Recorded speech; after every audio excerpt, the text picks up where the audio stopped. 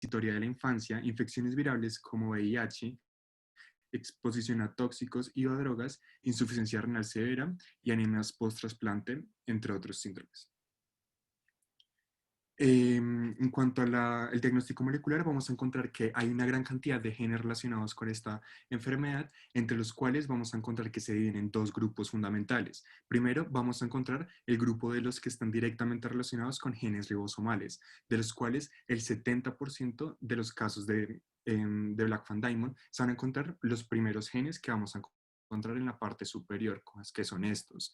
Y vamos a encontrar que esos genes son los encargados de cerca del 20% de la síntesis del material genético, del 80% del complejo ribosomal completo.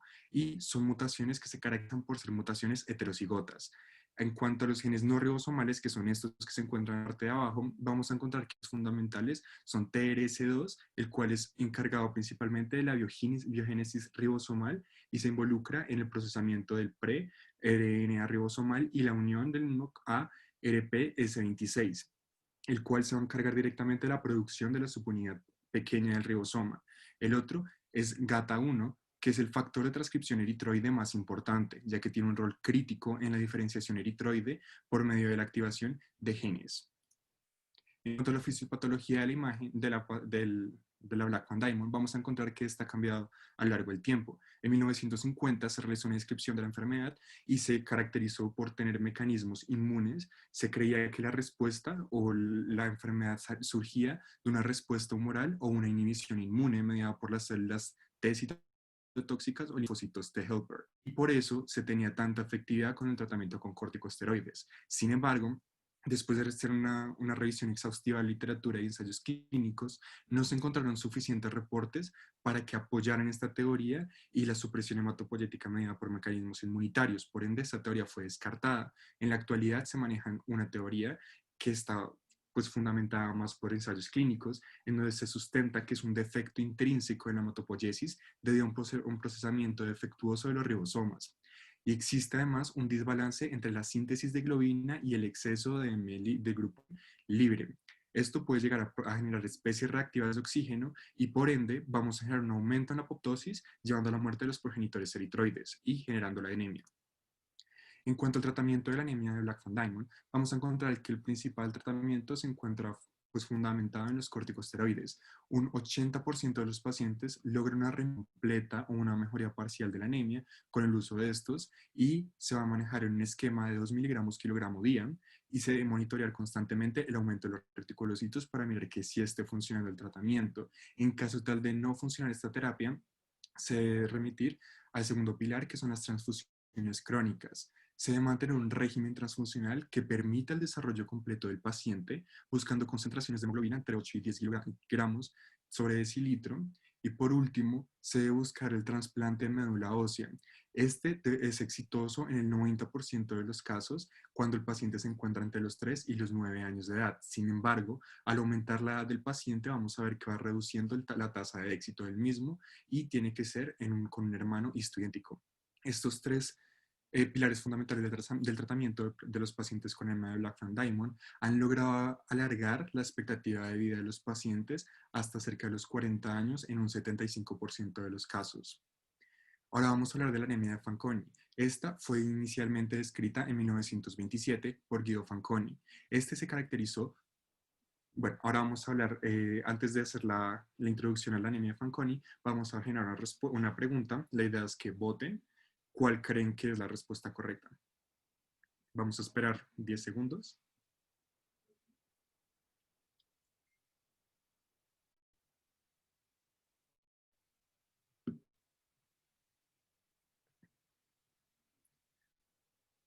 Bueno, ahora vamos a...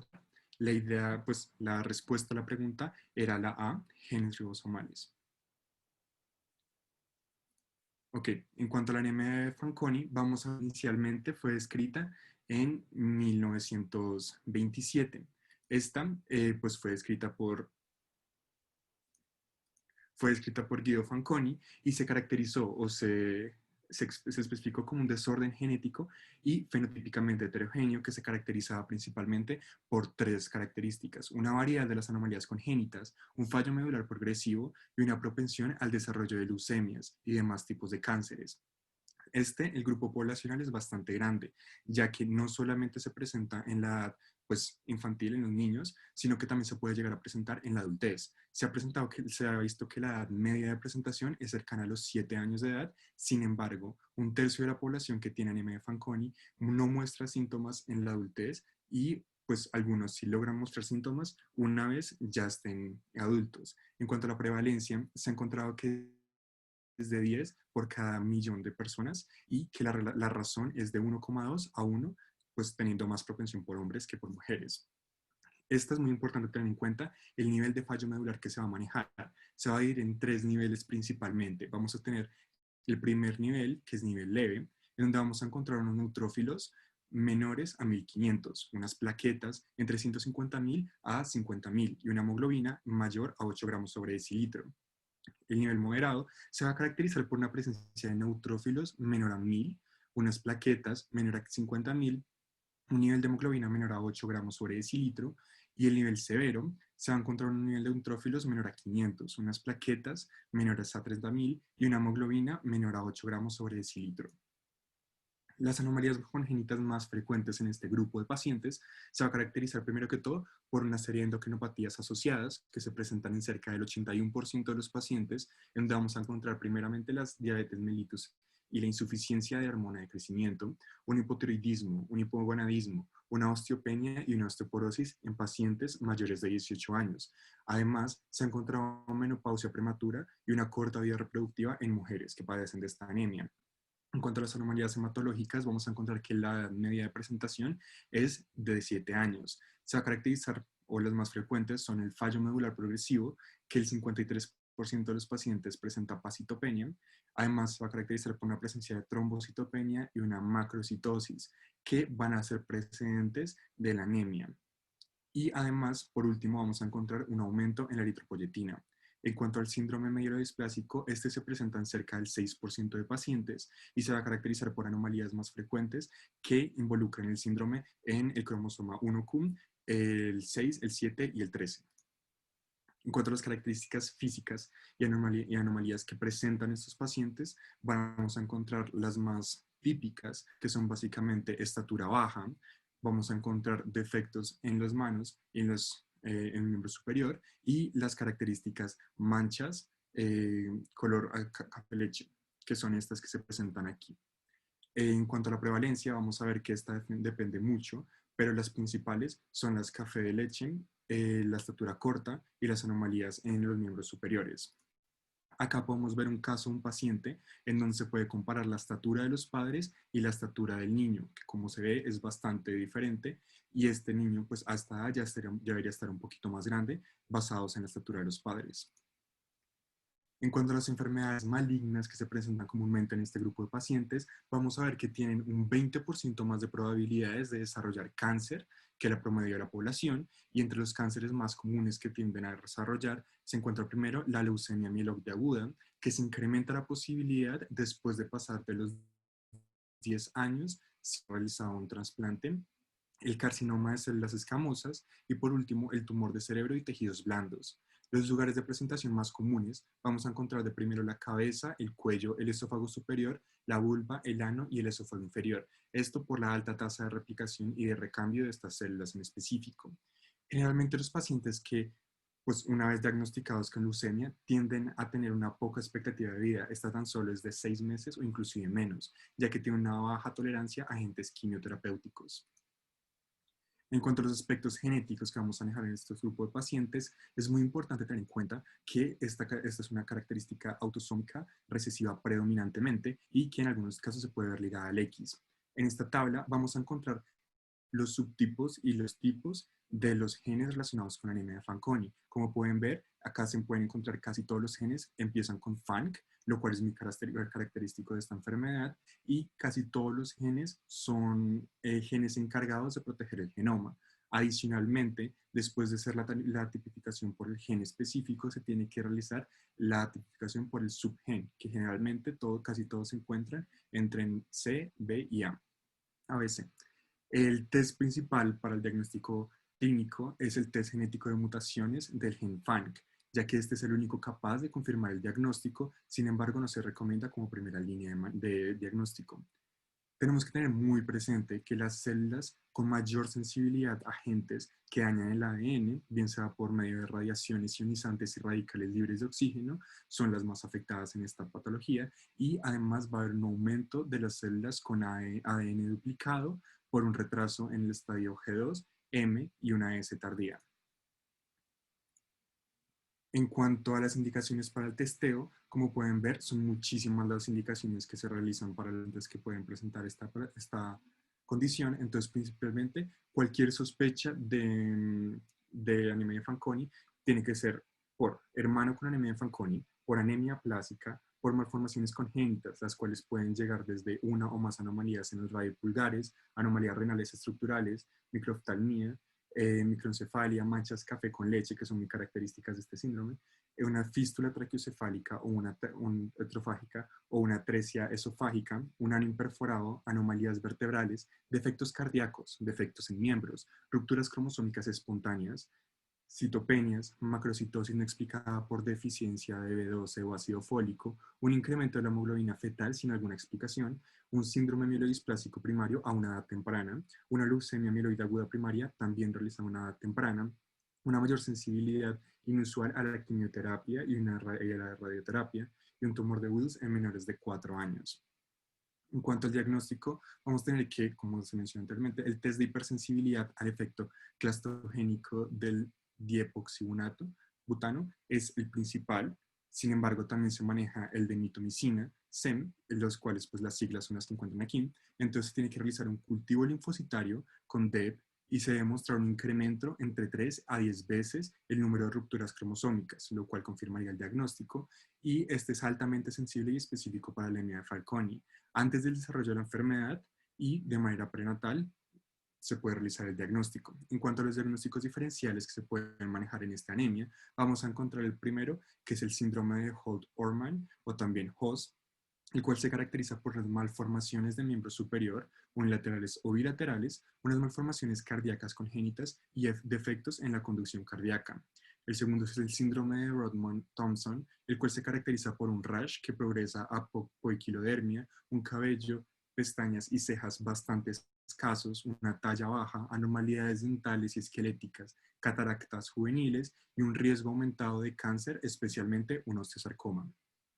El tercero es el síndrome de Bayer-Gerald, como BGS, el cual se caracteriza por una craneosinotosis, más que todo de la cisura coronal, y anormalidades del miembro superior, bien sea hipo o aplasia del primer dedo e hipo o aplasia del radial, que puede ser asimétrica. Las tres últimas diagnósticos diferenciales que vamos a manejar en este tipo de anemias es el síndrome de Bloom, la cual es una condición autosómica recesiva que consiste principalmente en la mutación del gen BLM, el cual se encarga de codificar para la enzima reparadora del ADN, RECQL3, el ICASA, la alteración de los mecanismos de reparación del ADN e inestabilidad genética que puede provocar cáncer, un linfoma, leucemia, el mieloide aguda, neoplasia del tracto gastrointestinal, tumores cutáneos, neoplasia en el tracto urinario, y además pues, se caracteriza por ubicarse en este tipo de condiciones. El síndrome de Seckel, que es una enfermedad genética heterogénea, autosómica recesiva, marcada principalmente por una talla baja al nacer, y además se caracteriza por tener microcefalia severa, una afectación neurológica y características faciales específicas como ojos prominentemente con hipoterorismo. Por último, vamos a encontrar el síndrome de Nijmegen-Breakage, que básicamente se caracteriza por una microcefalia progresiva, un crecimiento intrauterino retardado, una talla baja, infecciones sinopulmonares recurrentes, un riesgo aumentado de cáncer y una falla ovárica prematura, más que todo en mujeres. El tratamiento de esta anemia se caracteriza primero que todo por tratar inicialmente las anomalías físicas que presenta el paciente, empezando por una evaluación precoz multidisciplinaria, ya que posiblemente tiene un compromiso de varios órganos, unas intervenciones quirúrgicas de manera pronta antes de que se instaure el fallo medular y una vigilancia constante del crecimiento y de la pubertad del paciente. Luego vamos a proceder a tratar el fallo medular, el cual inicialmente se tiene que realizar por un estudio de histocompatibilidad con familiares cercanos para encontrar un donante de células progenitoras hematopoyéticas, ya que es el único procedimiento que puede resolver el fallo medular. El fallo medular, se caracteriza cuando hay una hemoglobina menor a 8 gramos menor a 8 gramos, unas plaquetas menor a 30.000 por milímetro cúbico y unos neutrófilos menor a 500 por milímetro cúbico. En caso de que los pacientes no presenten un donante, no se pueda hallar un donante, se tiene que mantener una situación hematológica que permita la calidad de vida y que permita el desarrollo del paciente. El segundo tratamiento que se maneja es el tratamiento escalonado en caso tal de que el paciente pues, no tenga algún donante, el cual empieza con un tratamiento con andrógenos. ¿Por qué? Porque esos van a encargarse principalmente de estimular la producción de células sanguíneas durante un periodo determinado. Vamos a iniciar con dos andrógenos principalmente, la oximelatona, la cual se toma 2 miligramos kilogramo día, vía oral principalmente, la nandrolona de canoato, la cual se maneja en un esquema de 1 a 2 miligramos kilogramo día. El 50 al 70% de los pacientes vamos a encontrar pues una respuesta positiva al tratamiento. Después de 1 a 2 meses, estos niveles de reticulocitos se supone que deben aumentar y además también debe aumentar la hemoglobina. Se genera una mejoría temporal del paciente y pues tenemos que tener muy en cuenta que el manejo de andrógenos es directamente dosis dependiente. Entonces se recomienda el aumento de estos hasta que se deje ver mejoría en el paciente con el fin de que se logre llegar el mejor alcance terapéutico posible en el mismo. Si después de 3 semanas no se obtiene una respuesta y el paciente no presenta una infección, se debe suspender el medicamento, los andrógenos. Y en cuanto a los efectos adversos que pueden presentar este tipo de medicamentos, vamos a encontrar que se caracteriza principalmente por una aceleración del ritmo del crecimiento, un aumento en la masa muscular del paciente, una virilización, un hirsutismo, un acné, una hepatopatía en forma de enfermedad obstructiva, una peliosis hepática y adenomas o carcinomas. Luego vamos a encontrar la terapia transfusional, que básicamente debe iniciarse ante la ineficacia de los tratamientos anteriores. El objetivo de esta terapia se ubica en lograr un nivel mayor de 8 gramos sobre decilitro de hemoglobina y unas plaquetas mayor a 30.000 sobre milímetro cúbico. Se debe realizar una irradiación y deben estar leucodeplesionadas para evitar que sea una enfermedad de injerto contra el huésped.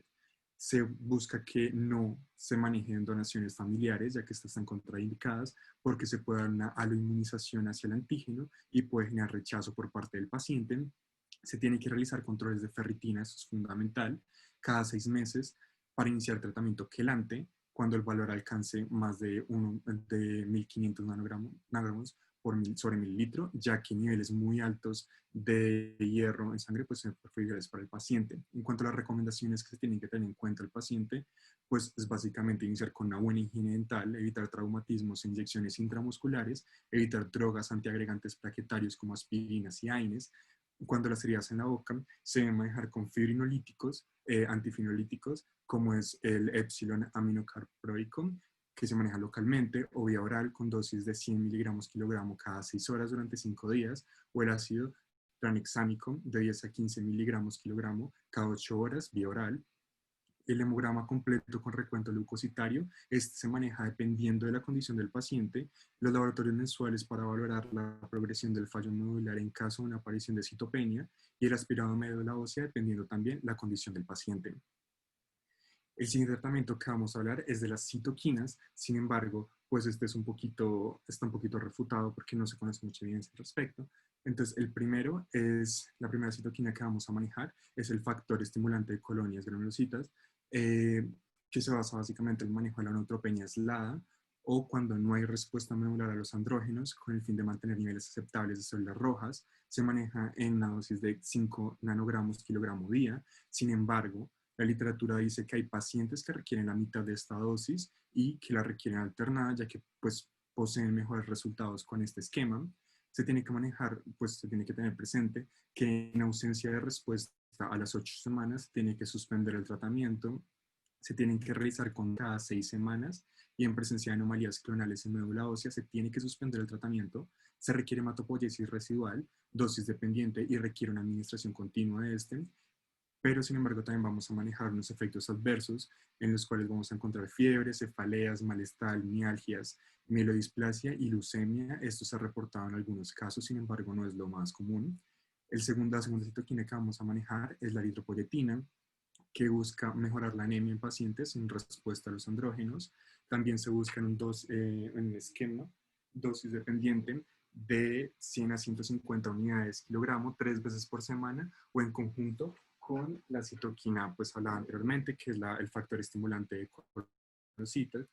Y si no hay respuesta tras 3 meses del tratamiento, se debe suspender este mismo. Vamos a hablar ahora, pues vamos a poner la encuesta, por favor respondan pues con lo que consideren que es. Santi, por favor, ¿me ayudas con la encuesta?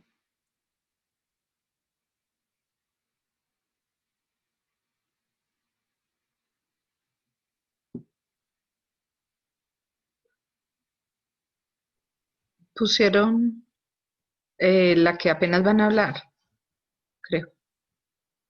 Sí, pusiste la que va antes. Pero así lo han estado haciendo hasta ahora. No, No, la me anterior habían ya la hemos puesto evaluado. una. Ahorita debería ser Fanconi.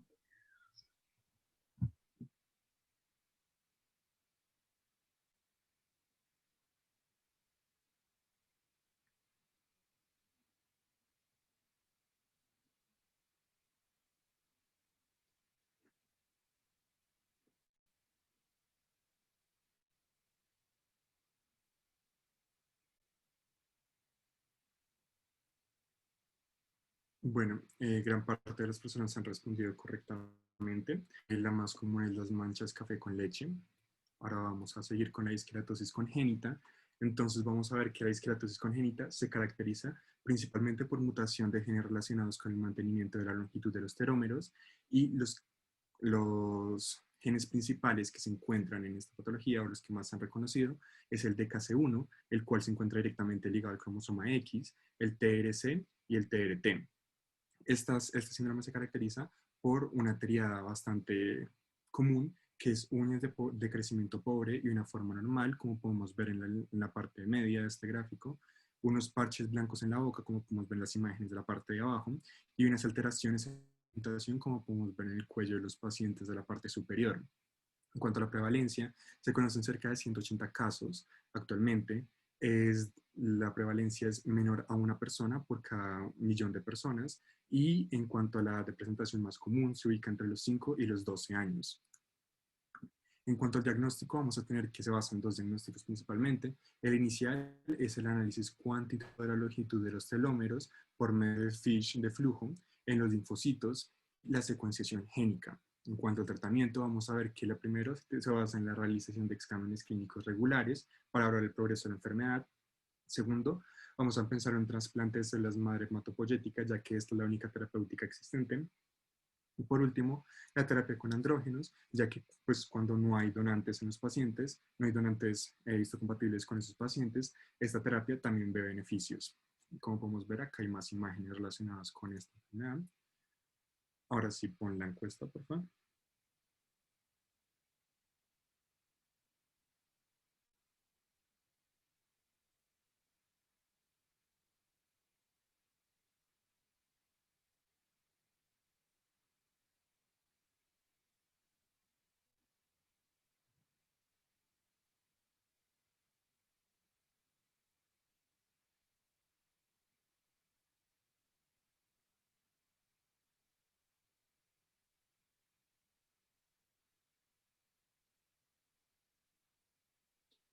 Bueno, en esta gran parte de las personas respondió la que no era. Tienen que tener muy en cuenta que en la desclatosis congénita es muy común las manchas despigmentadas en cuello principalmente, que es una alteración en la pigmentación muy común de este tipo de patologías. Ahora vamos a hablar del síndrome TAR, que principalmente se compone de una trombocitopenia más una aplasia radial. En cuanto a la prevalencia de este síndrome, vamos a encontrar que es de 1 por cada 100.000 nacidos vivos. Vamos a encontrar que principalmente consta de una ausencia bilateral de radio, una presencia de pulgares, lo cual diferencia y va a ser como un diagnóstico oficial muy importante para otro tipo de aplasias radiales, vamos a encontrar una trombocitopenia y unas anomalías cardíacas y esqueléticas.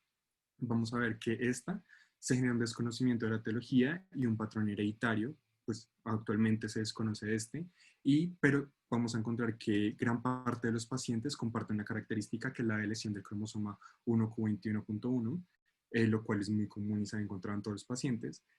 En cuanto al diagnóstico, vamos a ver que las alteraciones esqueléticas y las manifestaciones hemorrágicas son muy comunes. Se tiene que realizar la confirmación del diagnóstico por medio de radiografías óseas, un análisis sanguíneo y pues un trasplante de médula ósea. Y en cuanto al tratamiento, vamos a ver que se busca la prevención de las hemorragias en los primeros años de vida, ya que esto tiene una alta mortalidad de pacientes, unas transfusiones de plaquetas en caso de trombocitopenia y una intervención quirúrgica en anomalías esqueléticas y cardíacas. Acá podemos ver un paciente, como pueden ver, no tiene el radio, entonces pues, es muy característico de la enfermedad. Y por último, pues voy a hablar por último de la anemia de Shawman-Diamond, el cual es un síndrome multisistémico caracterizado por una neutropenia moderada, lo cual va a permitir que el paciente curse con infecciones recurrentes. Vamos a tener insuficiencia pancreática exocrina acompañada de estratorrea, deficiencias en crecimiento, una displasia esquelética y un aumento de la aplasia de la médula ósea. Esta condición se conoce por ser una autosómica recesiva, dan cerca de 1 a 9 personas por cada millón de personas y se caracteriza por mutaciones en SBDS que se ubica en el cromosoma 7, en el brazo largo, en la posición 11.22, en el 95% de los casos. El diagnóstico básicamente se busca, pues el diagnóstico de esta enfermedad por medio de hallazgos de laboratorio, hallazgos clínicos y radiológicos.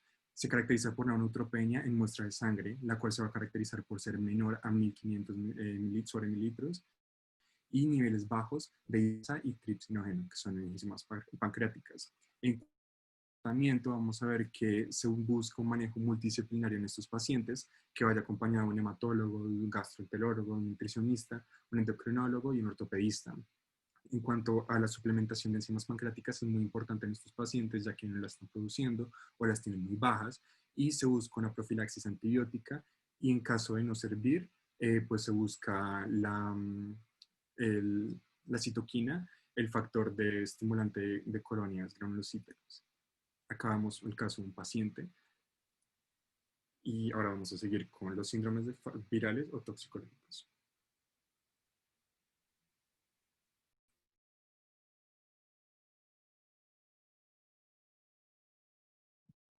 Ahora, a continuación, vamos a hablar un poco de los síndromes de fallo medular virales o toxicológicos, especialmente por parvovirus B19 en el caso de los virales y por tóxicos y por fármacos. En general, el parvovirus B19 es un virus de DNA que tiene una característica particular que es el trofismo por las células con alta actividad mitótica. Eso significa que algunas células van a ser más susceptibles al ingreso del virus y a su alteración, especialmente los eritroblastos. Es de allí que en general el parvovirus B19 va a disminuir la producción eritrocitaria. La presentación clínica suele asociarse a tres características grandes. Dentro de ellas, la quinta enfermedad de niños, la artritis sistémica en mujeres principalmente, y hay un cuadro importante que nos compete el día de hoy, que es la anemia aplásica.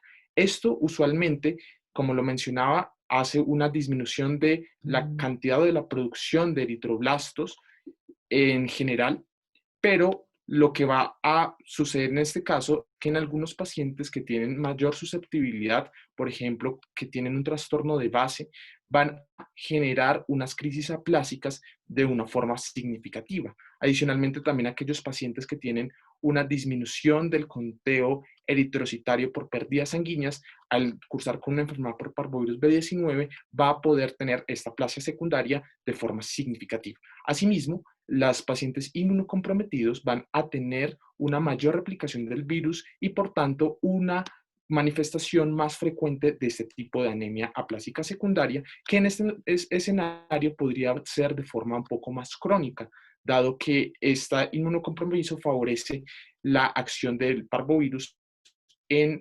estas eritroblastos. Acá en esta imagen podemos observar el eritema malar, especialmente característico de la quinta enfermedad, que en algunas ocasiones puede ser maculopapular, y nos habla de esta enfermedad. En cuanto a la posibilidad diagnóstica, siempre es importante descartarlo. Dentro de ellos tenemos la PCR, que en nuestro medio es poco disponible. Tenemos la serología por IgM y IgG, que nos pueden dar cuentas de la cronicidad o si es una enfermedad aguda realmente en el escenario de descarte de esta patología.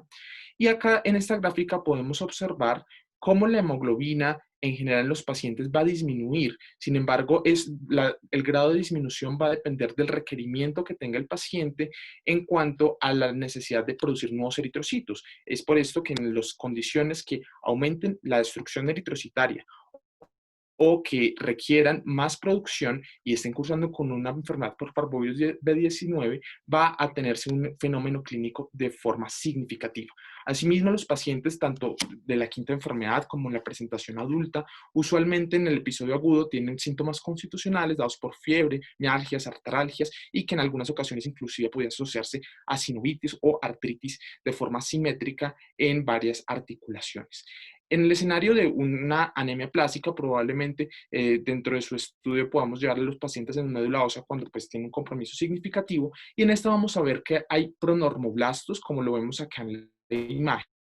Realmente podemos observar acá una vascularización citoplasmática y tenemos unas inclusiones eosinófilas aquí, como lo pueden ver en este eritroblasto, lo cual es característico de esta enfermedad. Asimismo, tenemos los tóxicos y medicamentos que van a ser un factor elemental a descartar en el escenario de una anemia plástica. En principio tenemos los bencenos, que son hidrocarburos aromáticos, los organofosforados y carbamatos, que van a ser inhibidores de la acetilcolinesterasa, algunos elementos que tienen una reacción un poco más idiosincrática, que quiere decir que en algunos pacientes susceptibles se van a desarrollar y no necesariamente son dosis dependientes como las metanfetaminas o el éxtasis. Y asimismo tenemos algunos antibióticos que pueden contribuir a esto, como algunos que no son tan usados hoy en día como el cloranfenicol, y otros mucho más usados como las sulfonamidas, el clotrimazol y el isniazolid. Algunos antiinflamatorios como las sales de oro, que también están un poco en desuso el día de hoy, pero algunas también importantes como AINES tipo diclofenaco, naproxeno, piroxicam u otros antiinflamatorios como sulfasalacina. Los anticonvulsivantes como fenitoína, carbamazepina, antitiroideos como metimazol, propitil, uracilo, y otros que tienen un efecto directo como aquellos agentes citotóxicos antimaláricos como la cloroquina, las tiazidas o el allopurinol. Vamos a profundizar en los agentes más característicos. Dentro de ellos tenemos las sulfonamidas, que intervienen a este paso de la inhibición del metabolismo del ácido fólico. Asimismo, el trimmetoprim interviene ya a nivel de la hidrofolato reductasa para disminuir la producción o la activación del ácido fólico y por consiguiente disminuir la posibilidad que tienen las células para su replicación. Y es allí, como en esos pacientes que tienen un efecto mielotóxico, también se ve ese fenómeno que hay algunos que son más susceptibles a esto, especialmente aquellos que requieren una alta producción medular de eritrocitos nuevos. De allí que en pacientes con anemia hemolítica o con deficiencia de glucosa 6-fosfato deshidrogenasa son más susceptibles cuando se administran ese tipo de medicamentos a generar una anemia plástica secundaria. Usualmente es un efecto reversible que tras la suspensión las vías metabólicas nuevamente se vuelven a activar y puede generar una adecuada respuesta solo con la suspensión. En casos raros se puede generar un fallo medular que puede ser irreversible con una pancitopenia marcada, pero esta manifestación es infrecuente en el caso de las sulfonamidas y el trimmetoprim. Otros mecanismos importantes van a ser los hidrocarburos, especialmente los cíclicos, como es el tipo benceno, que acá tenemos su estructura molecular, en donde en general hay dos tipos de consumo o de intoxicación por esto. Uno es el consumo oral por la ingesta, ya sea intencional o no intencional, que asociado a esto van a tener un efecto irritativo principalmente en el sistema gastrointestinal y en casos de aspiración puede generar neumonitis química, así como diferentes manifestaciones multisistémicas, dentro de las que están implicadas la anemia plásica por un efecto directo a nivel de la médula ósea. Entre tanto, otro mecanismo importante van a ser los inhalados, que de cierta forma es una exposición usualmente más crónica, que tiene unos efectos neurológicos de forma más predominante, y también efectos dados a la hipoxia crónica, ya que al ingerir este tipo de sustancias por la vía inhalada hay una represión o un reemplazo de la cantidad de oxígeno inhalado en estos pacientes, generando algunos de estos efectos. Entre tanto, los pesticidas vamos a tener que también son importantes dentro de su asociación. Algunos de estos elementos van a ser los organofosforados o los carbamatos, que son niveles de la colinesterasa. En este estudio de casos y controles evidenciamos que en pacientes controles en los cuales no tenían una exposición ocupacional este tipo de elementos, se trataron de mirar la cantidad de casos de anemia plásica, de cierta forma, que existían en estos pacientes, y se encontró una relación directa con un OR de 1.81, por ejemplo, en el caso de la exposición a organofosforados, cuando tenían una exposición laboral alta o muy alta. Asimismo, también se encontró una diferencia en los carbamatos. En el paraquat también, recordar que el paraquat de cierta forma es una intoxicación muy grave, inclusive a dosis bajas, que adicionalmente del efecto mielotóxico puede generar efectos multisistémicos, dentro de los cuales la fibrosis pulmonar es uno de los más temidos. En general, estas asociaciones con estos pesticidas usualmente se debe a una exposición alta o muy alta de la ingesta de ellos, y están asociados con una alta mortalidad. Otros medicamentos que también usamos muy frecuentemente son los anticonvulsivantes. Se han reportado algunos reportes y asimismo series de casos en los cuales destacan que estos están asociados con aplasia medular secundaria.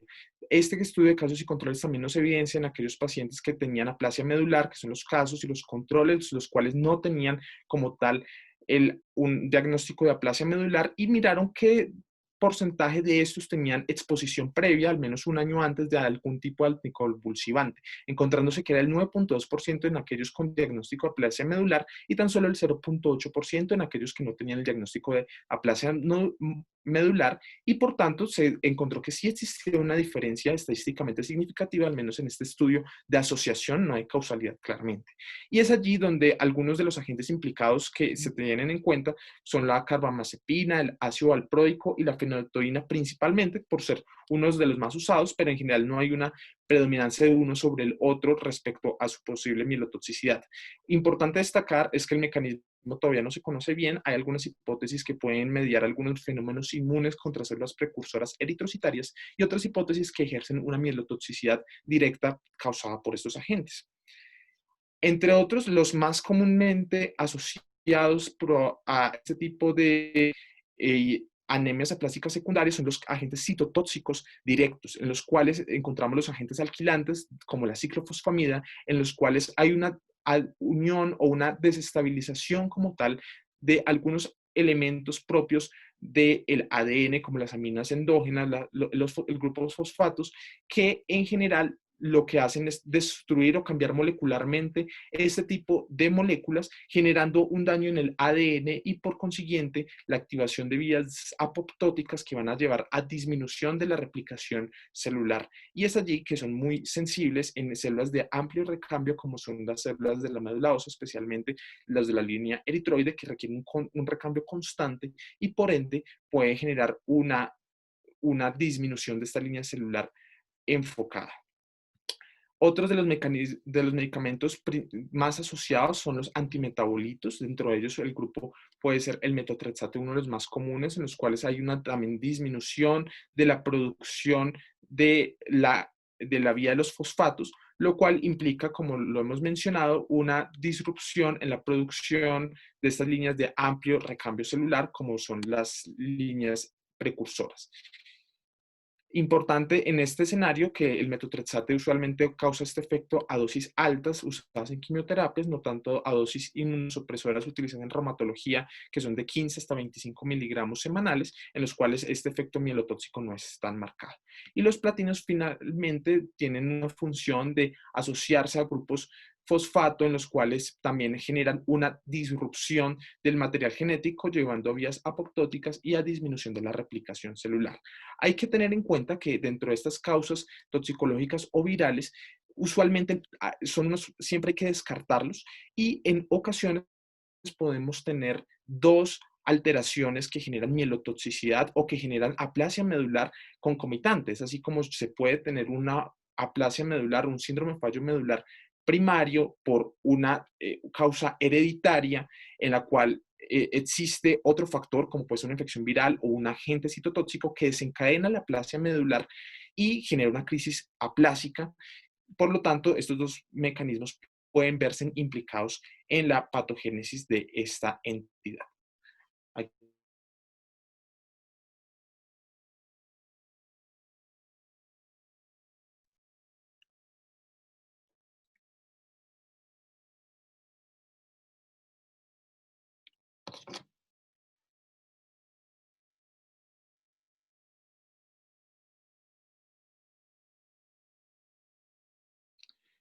¿Cuál de los siguientes medicamentos no está implicado en la vía metabólica del ácido fólico para generar mielotoxicidad? De las respuestas están metotrexate, sulfamethoxazol, ciclofosfamida o trimethoprim.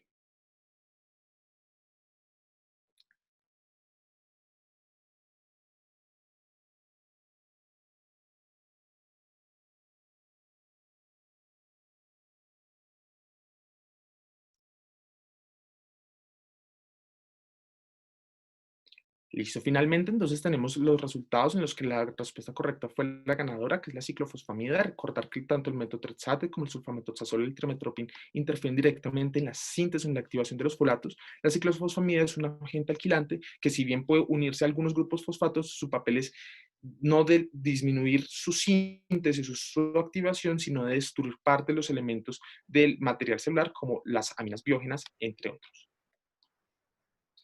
Bueno, finalmente vamos a hablar de los síndromes de fallo medular adquiridos, particularmente de la anemia aplásica adquirida. Entonces, primero que todo, es importante que tengamos claro que la anemia plástica adquirida es un diagnóstico de exclusión. Esto debido a la falta de una herramienta de cribado validada o alguna prueba certificada que descarte o que confirme el mecanismo inmunatorio subyacente. Por lo tanto, se debe tener en cuenta los siguientes diagnósticos diferenciales. En primer lugar, tenemos a que la enfermedad sea inducida por agentes químicos, virales, radiación y enfermedades asociadas del embarazo. Para tal razón, vamos a recopilar meticulosamente los antecedentes farmacológicos, toxicológicos y ambientales del paciente. En segundo lugar, tenemos el síndrome mielodisplásico hipoplásico, en el cual pues tenemos que tener en cuenta que tanto la anemia plástica adquirida como el síndrome mielodisplásico pueden tener en la biopsia de médula ósea una intensa displasia de la serie roja, pero no presentan una displasia de las series megacariocíticas y granulocíticas en la biopsia de médula ósea. Esto es únicamente del síndrome mielodisplásico hipoplásico. En tercer lugar, tenemos a la hemoglobinuria paroxística nocturna. Esta se puede descartar mediante la detección de CD55 y de CD59 en la superficie de los granulocitos, los monocitos y los eritrocitos. Así utilizaremos entonces una citometría de flujo. Aquí también tenemos los síndromes hereditarios de insuficiencia de la médula ósea, que ya hemos hablado, la anorexia nerviosa, la desnutrición prolongada, leucemias agudas que cursen con pancitopenia, ya sean mieloides o linfoides, leucemias de células vellosas sin esplenomegalia, e incluso el linfoma Hodgkin o no Hodgkin en médula ósea con mielofibrosis.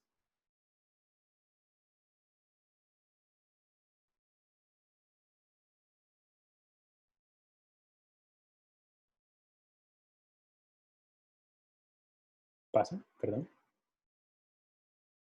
Listo. Entonces, aquí tenemos una tabla en la cual se muestra la etiopatogenia, las características clínicas y el diagnóstico de las causas de insuficiencia medular. Lo más importante, quiero que vean aquí cómo la aplasia adquirida tiene como manifestación clínica la anodimia, y el diagnóstico de sospecha es totalmente analítico. Por lo tanto, es de suma importancia ejercer un diagnóstico diferencial de los otros diagnósticos para así poder diagnosticar como tal la anemia plástica adquirida.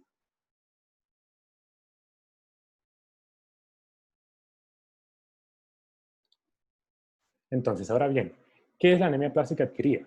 Este es un síndrome caracterizado por pancitopenia periférica y médula ósea hipocelular, que es inferior al 25%, más al menos dos de los siguientes hallazgos.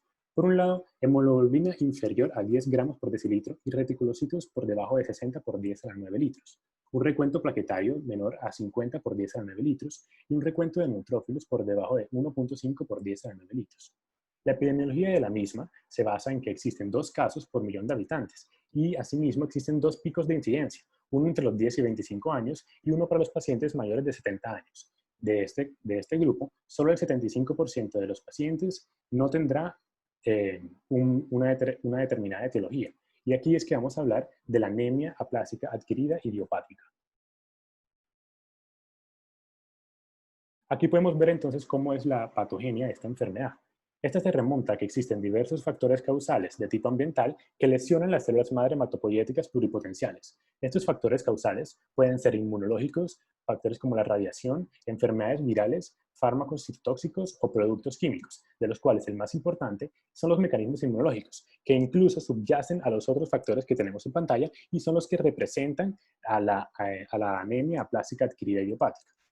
Entonces, ¿cómo sucede esto? Bueno, resulta que existe un proceso autoinmune en el que los linfocitos autólogos suprimen la actividad replicativa e inducen la muerte de las células madre y progenitoras hematopoyéticas. Sin embargo, se desconoce el mecanismo de activación de estos linfocitos T citotóxicos autoinhibidores, pero así se cree que la pérdida de función de estos linfocitos T reguladores puede estar involucrada en la patogénesis de la enfermedad.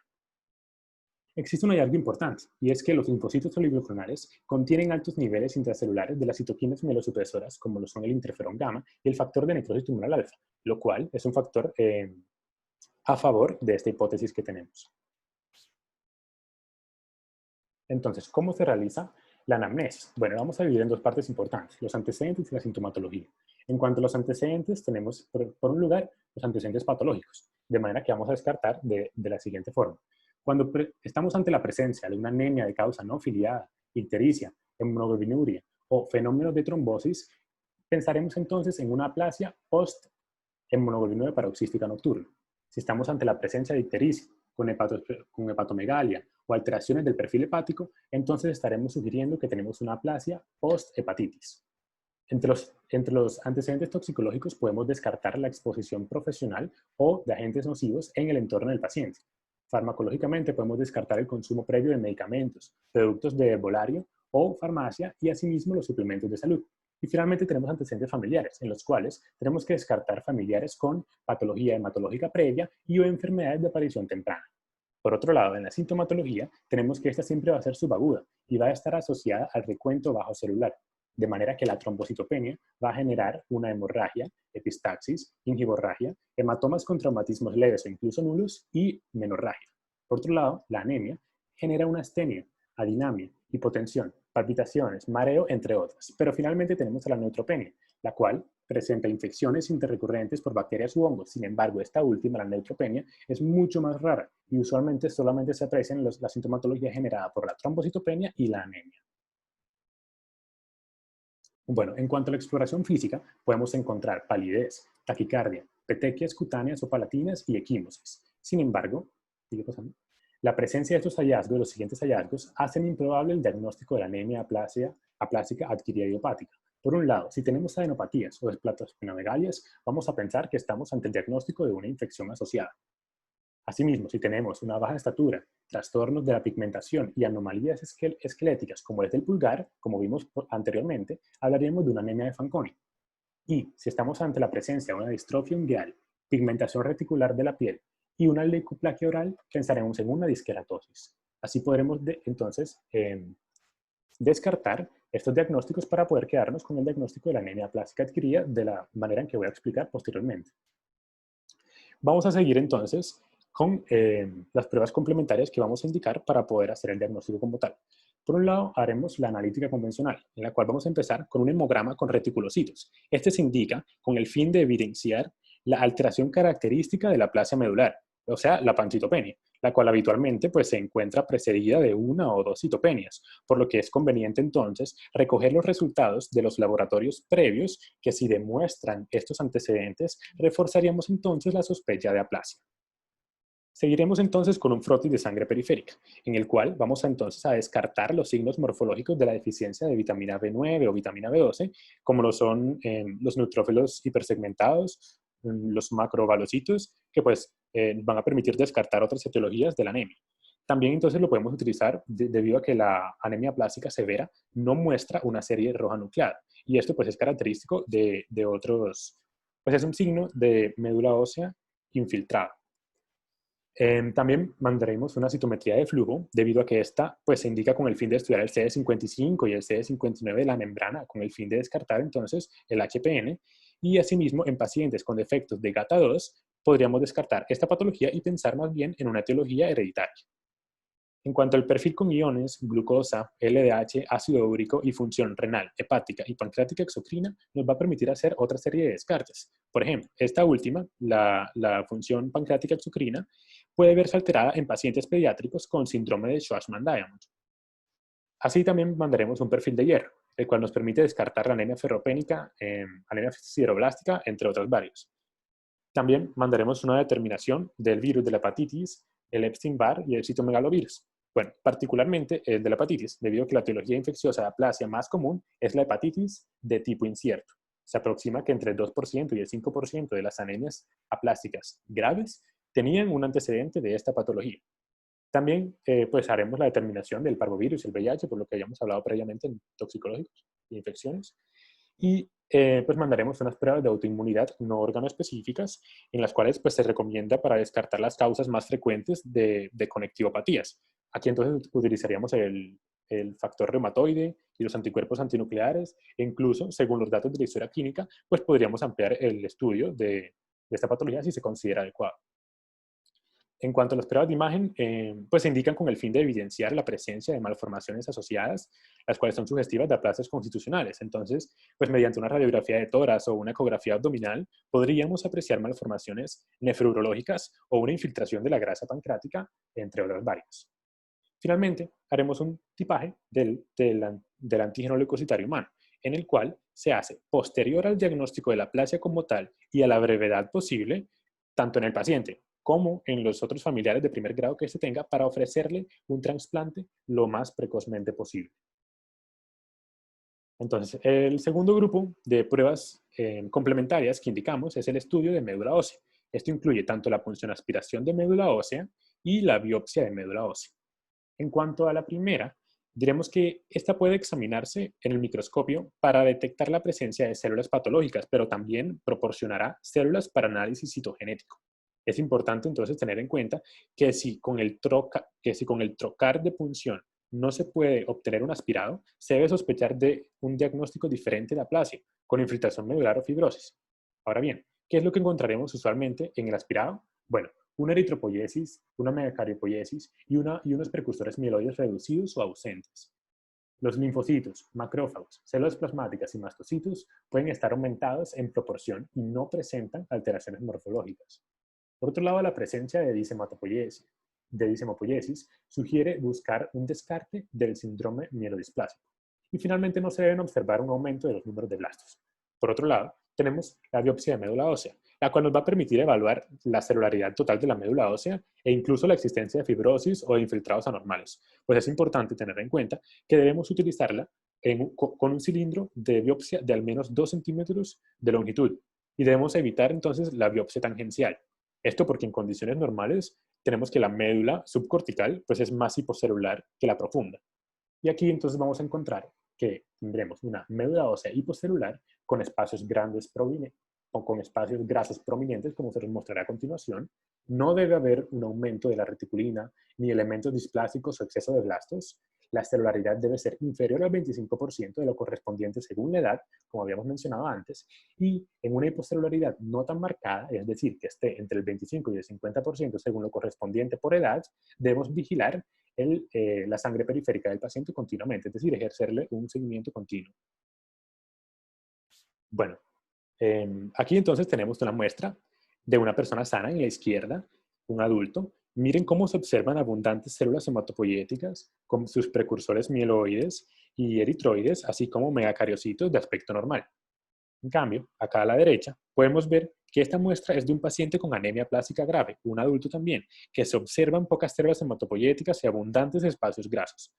Bueno, este nido que se aprecia aquí es sobre todo compuesto por células linfoides, las cuales se cree que probablemente desempeñan un papel fisiopatológico destacado en muchos casos de la anemia plástica, como les había comentado antes. Entonces, finalmente, el grupo de pruebas complementarias que indicaremos es un estudio genético molecular. Esto debido pues, que hay una variedad en la etiopatogenia de las insuficiencias medulares. Por lo tanto, se debe realizar estudios genéticos como un cariotipo o estudios moleculares que son importantes, y no solamente para el diagnóstico, sino también para conocer la respuesta ante los fármacos y el pronóstico de la enfermedad. Aquí podemos ver las causas de insuficiencia medular y cómo las personas con aplasia medular pueden adquirir una mutación que puede permanecer estable o evolucionar, ya sea a una hemoglobinuria paroxística nocturna, a un síndrome mielodisplásico o incluso a una leucemia aguda. Ay, pensé que había sido yo. Y Ya, pero todos yo pensamos lo mismo. me saqué. Hola Santi, ¿ya estás? Sí, ya. Santi, por Entonces, favor, repite toda esta diapositiva. listo. Bueno, entonces el Gracias. último grupo de pruebas complementarias que íbamos a indicar es un estudio genético molecular. Esto se hace debido a que la etiopatogenia de las insuficiencias medulares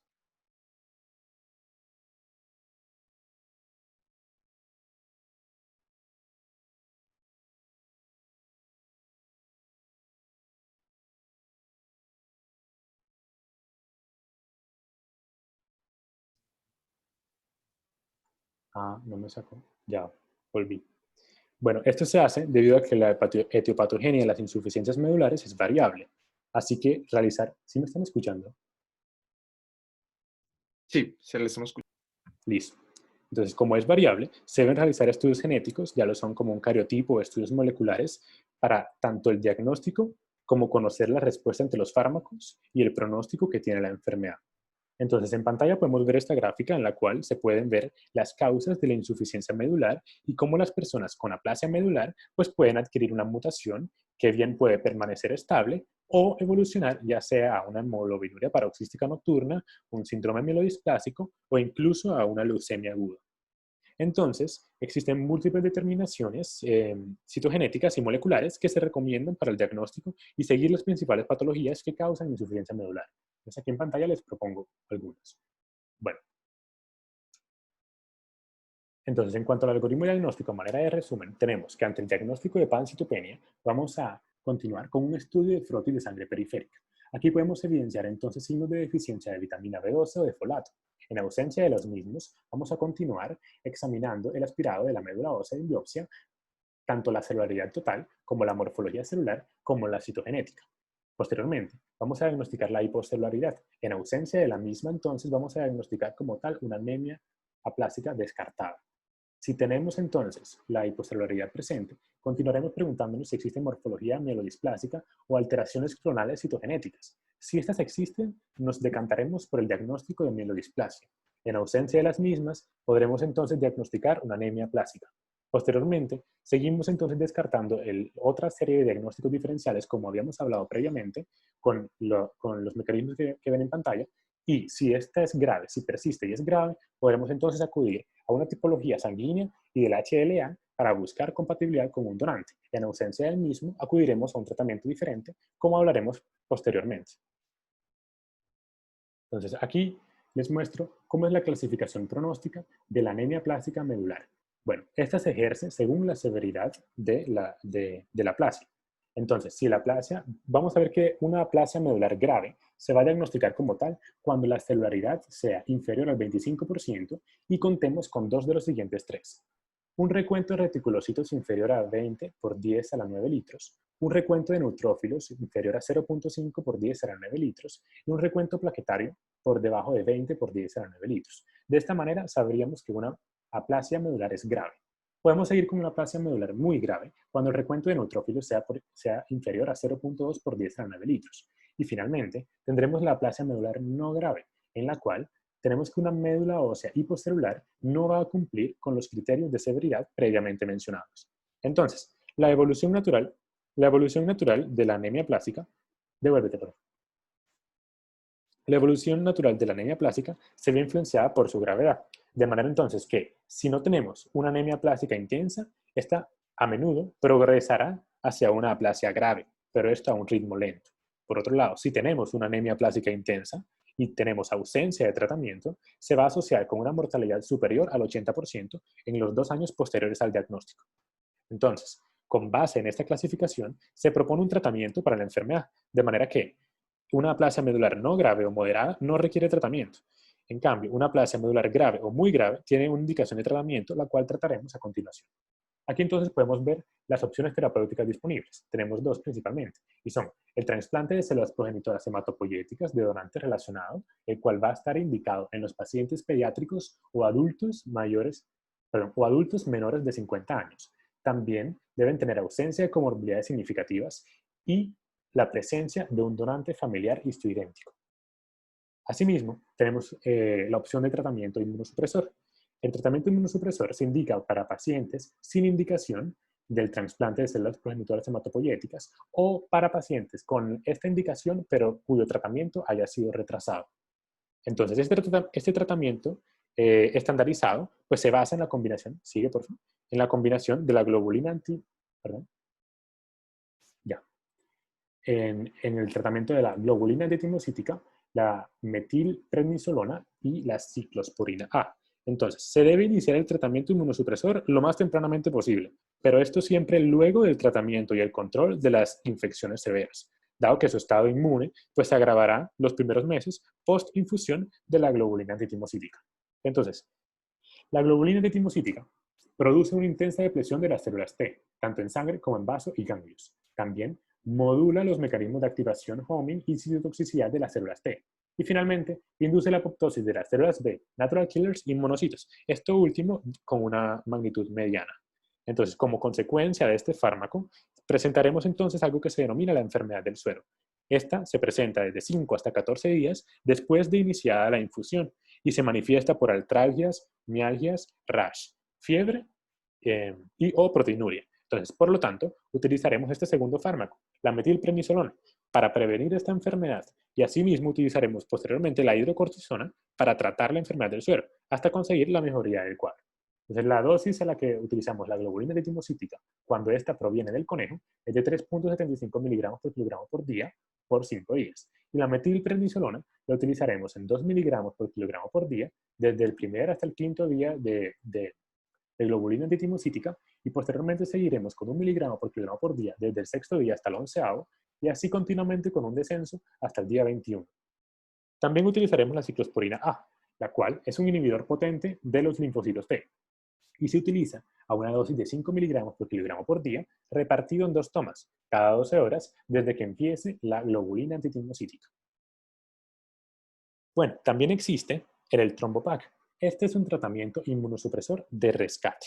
Entonces se reserva para los pacientes que después de 4 a 6 meses de haber recibido el tratamiento con la globulina antitimocítica no se ha alcanzado una respuesta y no se considera candidato para trasplante halogénico e incluso el trasplante haploidéntico en situaciones individualizadas. Entonces, se puede utilizar tanto en monoterapia como en combinación con ciclosporina, ya sea con o sin la globulina antitimocítica. Bueno, este es el tratamiento más reciente que tenemos y sus resultados son tan prometedores que se espera que en un futuro sea utilizado como medicamento de primera línea, como suele utilizarse en algunos países que así lo han avalado. Esto con una dosis de 50 miligramos por día y se evalúa la respuesta cada 2 semanas con opción de incrementar la dosis a 25 miligramos cada vez para así alcanzar una respuesta. Finalmente hablaremos entonces de la progresión clonal. Los pacientes que no logran la completa respuesta o que son refractarios al tratamiento inmunosupresor son los más expuestos a progresión clonal.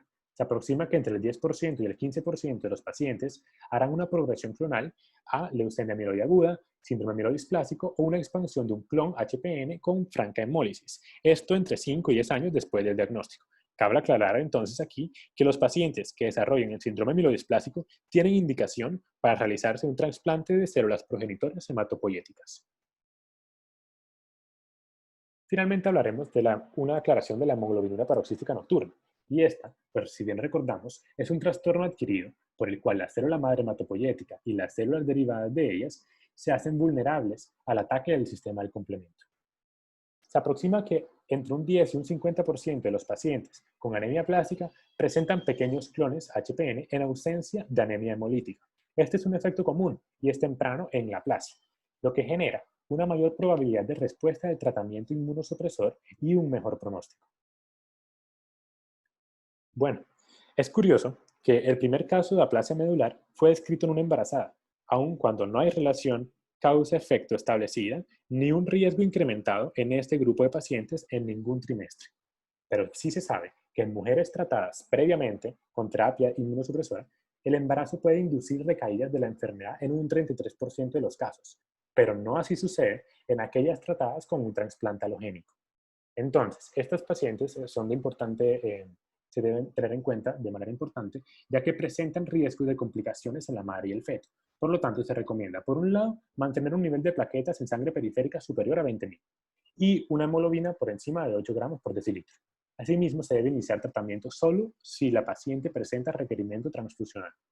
Se desaconseja utilizar la globulina antitrombocítica, dado que es potencialmente riesgosa, y el uso de ciclosporina A es seguro tanto para la madre como para el feto. Finalmente, no hay experiencia con el uso del Trombopac en embarazadas, por lo tanto, no se aconseja su uso en las guías argentina y española.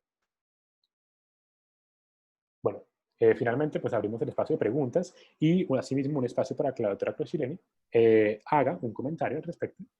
Y ya. Hola, ¿me escuchan? Sí, doctora. Sí, señora. Bueno, ¿qué tal? Buenas noches. Primero los quiero felicitar, excelente la exposición, mucho tema, mucho. Pero bueno, muy bien, lo explicaron muy bien, la verdad que es muy completo. En cuanto a lo toxicológico, como ustedes habrán escuchado, lo toxicológico es algo que generalmente es de exclusión. En muy pocas ocasiones uno puede decir que solamente esto es causa-efecto y no seguir estudiando. Nosotros tenemos, chicos, no es tan frecuente el fallo medular total con los tóxicos, por lo menos vistos en pediatría, sí algunas visitopenias, que se ven bastante frecuentemente con los anticonvulsivantes, fundamentalmente con la carbamazepina y el ácido valproico. Y es importantísimo en toxicología el preguntar, el interrogatorio. El interrogatorio toxicológico tiene que ser exhaustivo, nunca es una sola vez, siempre es ir y volver y preguntar y reiterar. Esto es importante, ver la parte ocupacional, volver a preguntar sobre drogas que se utilizaron antes, porque no siempre es sobre la que se está utilizando en ese momento. Y no vamos a tener un diagnóstico de certeza, pero sí vamos a tener un diagnóstico de exclusión. Y una cosita que yo les quería, bueno, en cuanto a los, no sé qué casuística ustedes revisaron con los plaguicidas. Los plaguicidas que más estaban involucrados en esto, que es el TDT, está prohibida ya su venta, ya no existe más. Y los carbamatos y los organofosforados, que ya prácticamente ya se siguen utilizando, pero no a nivel domiciliario, así que se ve muy poco este tipo de intoxicaciones, y dentro de las pocas intoxicaciones que hay por organofosforados y carbamatos, por lo menos aquí en Argentina, yo no sé si en Colombia se siguen utilizando, supongo que no tanto, igual que en todas partes, el fallo medular es muy poco frecuente. Y en cuanto a las drogas de recreación que hablaron, fueron algunos reportes de casos que se hicieron, tanto en el éxtasis como en cocaína, que ustedes no lo pusieron, pero también está descrito, y sobre todo más en cocaína pasta base, que en realidad no tiene que ver con la sustancia en sí, con la sustancia madre en sí, sino con los productos que se estiran estas drogas, que generalmente tienen que ver con los hidrocarburos y con los derivados del benceno. Pero bueno, es una causa más, lo toxicológico de fallo medular. Así que bueno, no sé si quieren hacerme alguna pregunta que les pueda responder. Pues si quieren damos paso al espacio de las preguntas y pues se las voy leyendo, ¿les parece? ¿Listo? Perfecto. Entonces la primera es, Fanconi tiene expresividad variable o tiene penetración completa.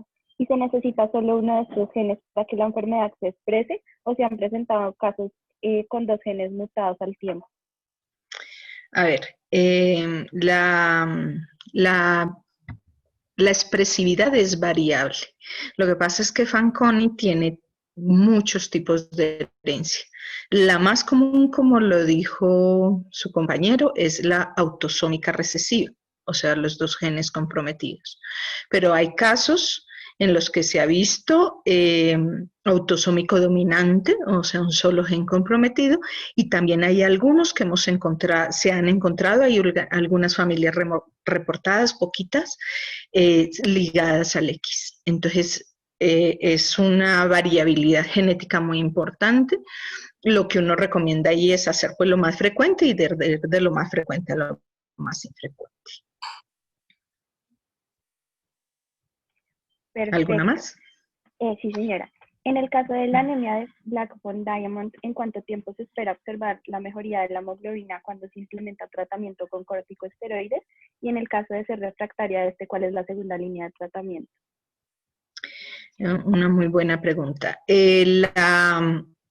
La anemia, en general Black Van Diamond, bastante bien a los esteroides. Si ustedes vieron, es una dosis bastante alta la que se pone y uno empieza a ver a los 7 días del inicio del tratamiento el repique reticulocitario y empieza a ver la corrección de la hemoglobina, que la logras generalmente un nivel satisfactorio, porque estos pacientes pueden llegar con niveles muy bajos de hemoglobina. Generalmente cuando llegan muy bajos toca transfundirlos y eso produce un freno reticulocitario inicial. Entonces ponemos el corticoide, medimos la respuesta reticulocitaria a los 7 días, generalmente ha subido 2 puntos de hemoglobina y a los 14 días tú tienes ya como 4 puntos de hemoglobina y estás muy bien. Uno le sigue la dosis, más o menos un mes, que ya tenemos toda la hematopoiesis como compensadita. Recuerden que el ciclo de la producción de glóbulos rojos se tarda 2 semanas y tú estás acelerando ese proceso con los corticoides, donde ya debes tener la corrección de los valores de hemoglobina y ahí tú empiezas a hacer descenso. Cuando uno hace el descenso, tiene que ser un descenso muy delicado y hay pacientes que es muy difícil destetarlos del esteroide, lo que uno, o prácticamente imposible. Entonces lo que uno busca es alcanzar la mínima dosis con la cual el paciente te mantenga una hemoglobina satisfactoria. Ese es el manejo que hacemos con corticoides. Cuando no tenemos respuesta, nos vemos en muchas dificultades. Algunos, como ustedes vieron, usan algunas citoquinas, pero si uno no tiene un precursor, ¿de dónde va a sacar? Por eso hay mucha controversia al respecto. Y entonces está el soporte de los glóbulos rojos. Los glóbulos rojos son un producto, un hemodiderivado que es muy fácil de conseguir. Entonces ellos van a programa transfusional y con ese programa transfusional tenemos que controlar la sobrecarga de hierro. Y entonces hay que, después de más o menos 5 transfusiones o más de 1000 de ferritina, nos toca instaurar más la terapia de quelación de hierro. El tema siguiente a considerar es la posibilidad de hacer un trasplante, porque un niño que cada vez recibe más y lo más pronto posible, si no ha respondido, porque el que recibe más transfusiones te va haciendo un montón de complicaciones, isoaglutininas, isoanticuerpos que hacen que cada vez sea más complicado conseguir un donante. El tema con el trasplante, que todavía tenemos una tasa de mortalidad muy alta. Entonces, si usted lo puede mantener con sangre, muchas veces es la opción que toman muchos de las familias al respecto. ¿Algo más? Muchas gracias, doctora. Sí, señora. Si se diagnostica la anemia de Fanconi de manera prenatal, ¿hay intervenciones que permitan llegar a un mejor desenlace de la patología? Pues eso está todavía mucho a nivel investigativo. Si todavía ni siquiera logramos controlar, se está inventando el tema de vectores virales, se está investigando, pero todo es a nivel investigativo. Es un tema muy complejo y un tema que pasa ya por consideraciones éticas.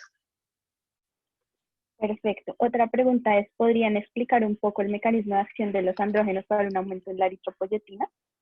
No sé si lo quieran hacer los expositores o... Si quieren los chicos, porque ellos lo explicaron ahí. Claro. Sí, claro. Pues espera un segundito, comparto mi pantalla para mostrar la presentación.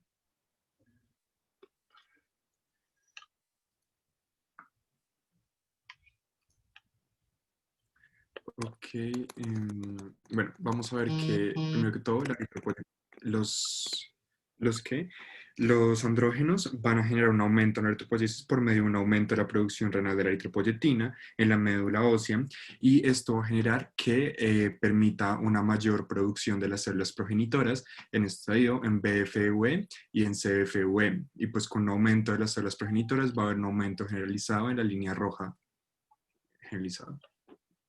Recuerden, sí, quedó, o sea, tiene un efecto a nivel renal, pero también todos los andrógenos tienen una estimulación a nivel de la producción global, a nivel medular. O sea, no solo hacen la estimulación de EPO, que es una, sino hacen un efecto directo como esteroide, porque eso es un esteroide, solo que tiene todos esos efectos colaterales que son muy delicados. Perfecto, muchas gracias. Otra de las preguntas es, ¿cómo se puede relacionar el lupus eritematoso sistémico u otras enfermedades autoinmunes con la infección del parvovirus B19 y la anemia? Hay la anemia plástica. Resulta que los mecanismos autoinmunes, y en estudios que se han hecho y en publicaciones muy recientes sobre el lupus específicamente, se ha encontrado que el efecto autoinmune acaba siendo un efecto sobre la médula, y se ha encontrado que las pacientes lúpicas a las cuales se les hace una evaluación medular al diagnóstico, un porcentaje considerable, que creo que es alrededor del 30%, pueden tener ciertos grados de hipoplasia medular. O sea, pero resulta que el tratamiento, y en el se le empieza el tratamiento inmunosupresor, se controla, y hay pacientes que responden a los 6 meses y hay pacientes que responden en el lapso de 6 meses a 2 años, o sea, rápido. En la totalidad de la recuperación, cuando tú logras controlar la anemia hemolítica autoinmune. Preguntaban algo de parvo, sí. Porque lo mencionó uno de los chicos, no me acuerdo si fue Sebas, sí creo que fue Sebas, que dijo que el parvovirus ofrecía muchos problemas cuando teníamos autoinmunidad. Se refería sobre todo a anemia hemolítica autoinmune. Si tú tienes una anemia hemolítica autoinmune y te ganas un parvovirus, entras en una crisis aplásica, porque para mantener el nivel de hemoglobina, la médula ósea tiene que hiperproducir en cualquier anemia hemolítica. Pero si tienes la autoinmune, todavía más, porque además tienes un mecanismo que le está produciendo un daño medular. Pero si tú tienes cualquier tipo de anemia hemolítica y te agarras un parvo o cualquier retrovirus, te provoca una crisis aplásica. Yo tuve una niña que me hizo que era una anemia hemolítica autoinmune, ahí como que entre que hacía el lupus completo y no lo hacía, me hizo una herpangina en la boca, que es un virus.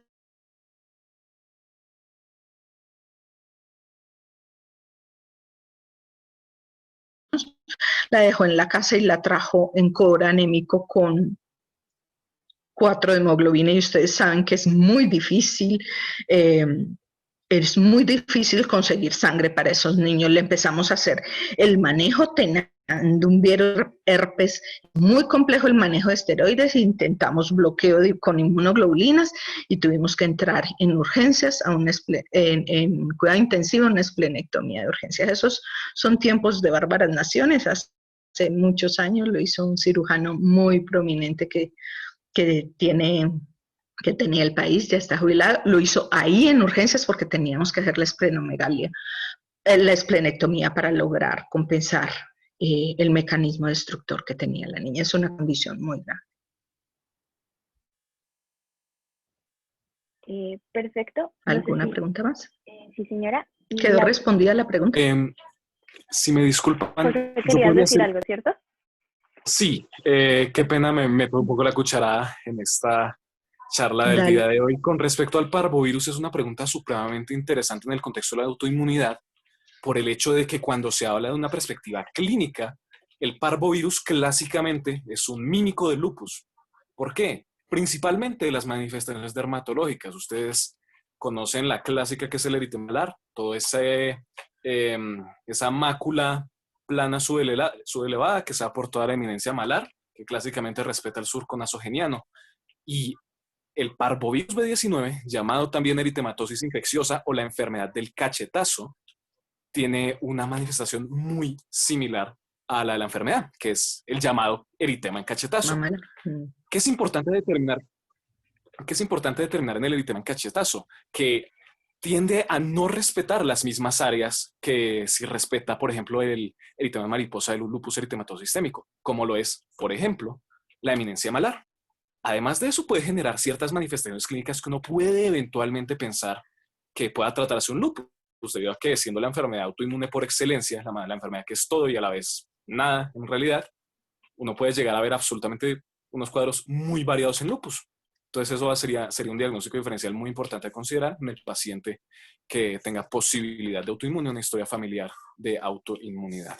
Mil disculpas por meter la cucharada No, otra vez. excelente, porque hay una cosa que ahí habría que acotar, que no solo tiene que ver con el eritema malar, sino recuerden que los chicos mostraron una diferencia en la manifestación del niño y del adulto.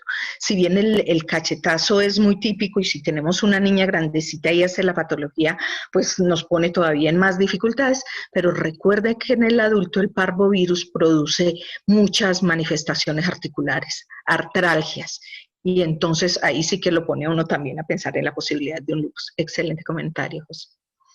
Te hago una pregunta, Lida. Sí. ¿Qué incidencia tienen ustedes en parvovirus? Porque el parvovirus es una enfermedad muy común en la que los pediatras hacemos el diagnóstico, pero no, por lo general no se le solicita en ningún laboratorio. Cuando uno sospecha en la enfermedad del cachetazo, el chico tiene fiebre, viene al consultorio, se le diagnostica clínicamente, muy pocas veces se hace la serología, y tampoco se busca, o sea, obviamente el chico no presenta ninguna otra sintomatología de relevancia, pero ¿qué incidencia tiene?